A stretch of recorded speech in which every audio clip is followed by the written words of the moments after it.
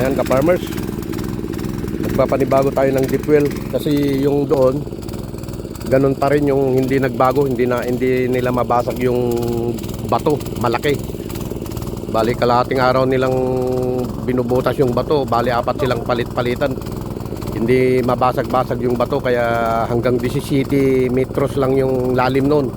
Pero malakas yung tubig, kaya lang mas kailangan ko pa rin ng flowing water pang irrigation. Yun pang deep well lang, na pang gripo lang, sariling gamit, pero malakas. Kaya lang kung dito sa bukid na pampatubig deep well, hindi na kaya yung open water. So ito, nagpapanibago tayo ng paggawa. Yan. So yung kuwan namin panghukay, hanggang 30 meters ito ang lalim.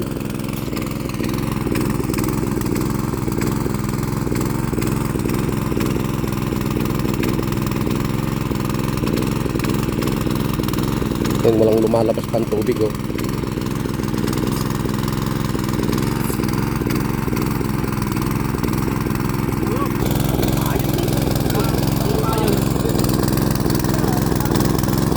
Yan, ang bilis ng hinihigop yung tubig. Oh.